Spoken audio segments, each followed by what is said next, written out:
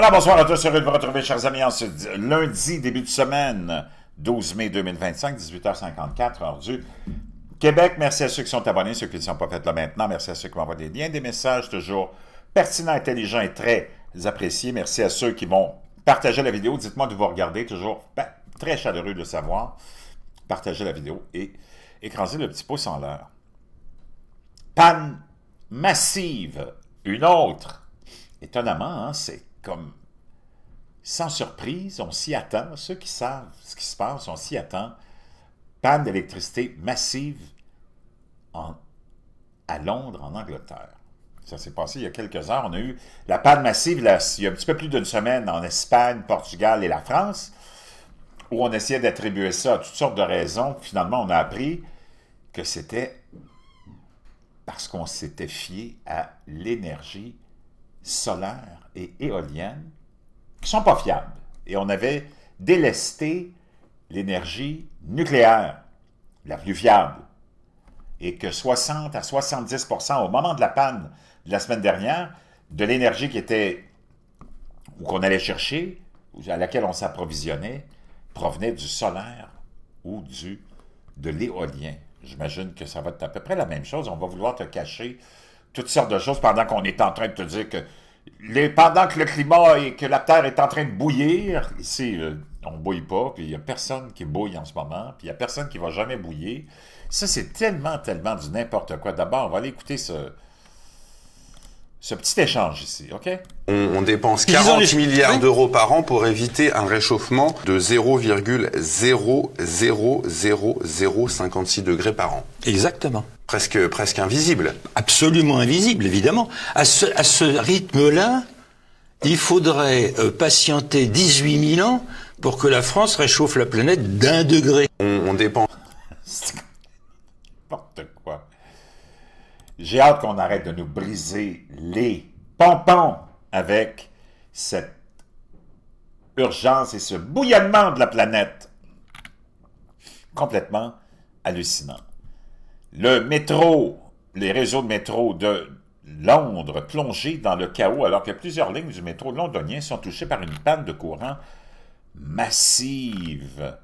Une coupure de courant massive a paralysé certaines parties du métro et de la ligne Elizabeth après qu'un incendie s'est déclaré dans une sous-station de l'ouest de Londres.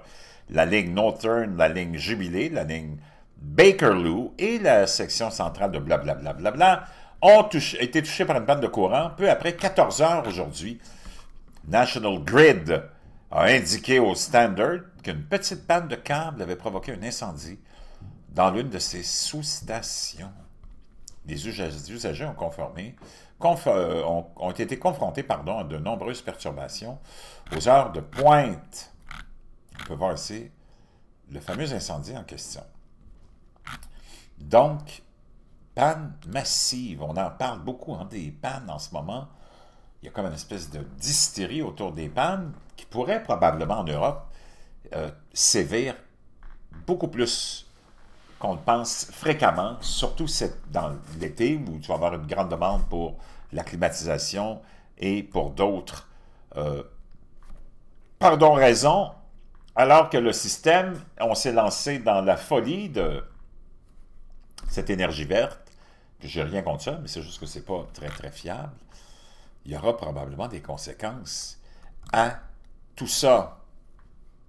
Et ces conséquences-là, ce sera des pannes de courant régulières, panne de courant massive à Londres.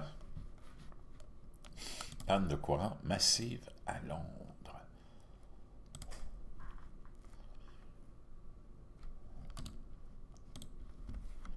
Le métro londonien à l'arrêt en raison d'une panne de courant de grande ampleur. Ce qu'on sait, une panne de courant majeure à Londres a entraîné la fermeture de lignes de métro et de stations. Un accident sur le réseau électrique a perturbé les transports en commun, c'est ce qu'on nous dit. Le fameux incendie apparemment dans cette sous-station. Tout le monde reprend la même nouvelle, donc ça doit être vrai que c'est à cause de ça. Donc, panne de courant, préparons-nous. Je ne sais pas ici comment ça va se passer, mais pour ce qui est de l'Europe, Je peux te dire une chose. Wow! Panne de... T'avais quoi aussi? Je pense que c'est le... Il y a quelque chose d'autre où il y a eu une panne d'électricité majeure. Porto Rico, je pense, il n'y a pas longtemps. On va aller voir ça. Porto Rico. J'imagine que là, ce ne sera pas pour l'énergie solaire, là.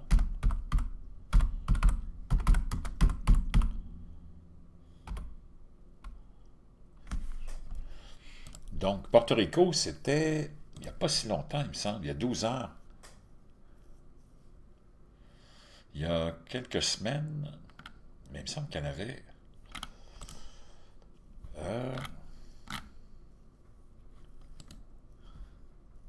je sais qu'il y a... La semaine dernière, je pense qu'il y a eu une panne majeure à Porto Rico. Je vais mettre last week. Où ça nous dit il y a 3 semaines. Il y a eu une panne de... En tout cas, panne de courant il y a 3 semaines apparemment, mais il me semble qu'il y en a eu une autre.